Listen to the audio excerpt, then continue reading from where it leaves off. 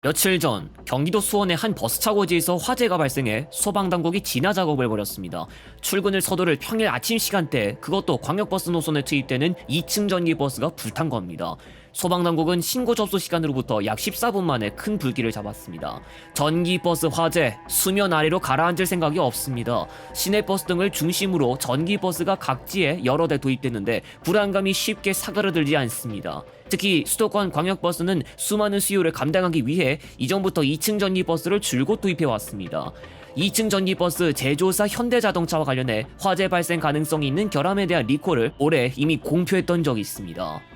소방당국은 당시 2층 전기버스 화재 사고 현장에서 배터리 부분에 불이 붙은 것을 확인해 버스를 절단한 뒤 배터리를 떼내 수조에 담그는 조치를 취했으며 배터리가 이번 사고의 원인으로 추정되고 있습니다.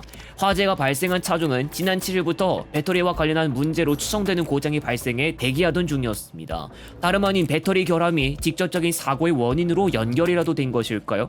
실제로 지난 2월 국토교통부는 현대자동차 일렉시티를 리콜한다는 이야기를 전한 바 있었습니다. 경우에 따라선 생산된 지 고작 몇 달밖에 되지 않은 차량까지 단층형과 2층 버스를 포함한 총 951대에서 배터리 관리 시스템 진단 로직 설계 미흡이 지적됐습니다.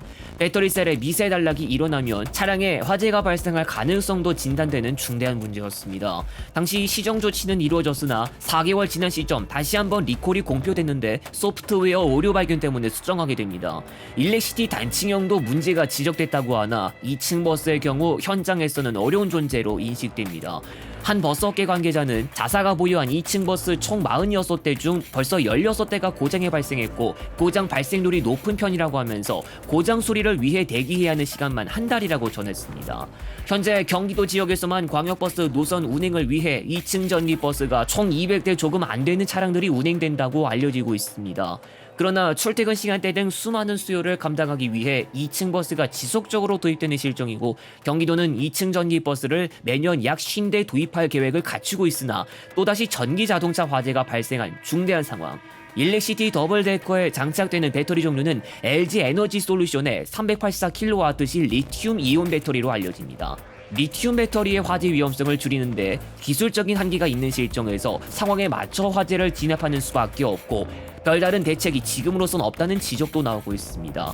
리튬 이온 배터리가 장착된 자동차에서 화재가 발생하는 사건 사고는 절대 남의 일이 아니고 그냥 넘겨들을 일도 아닙니다. 지난 2024년 8월 인천의 한 지하주차장에서는 리튬 배터리가 장착된 승용차에서 화재가 발생했고 불이 최초로 나기 시작한 지 8시간 20분 만에 꺼졌으며 이 사고로 22명이 병원으로 옮겨졌습니다. 이 당시에도 리튬 배터리 장착 자동차에서 화재 발생 시 열폭주 현상을 일으켜 소화기를 통한 빠른 초기 진화가 힘들다는 지적이 제기됐습니다. 리튬 배터리가 장착된 이륜차와 관련한 이야기도 짚고 넘어가야겠습니다.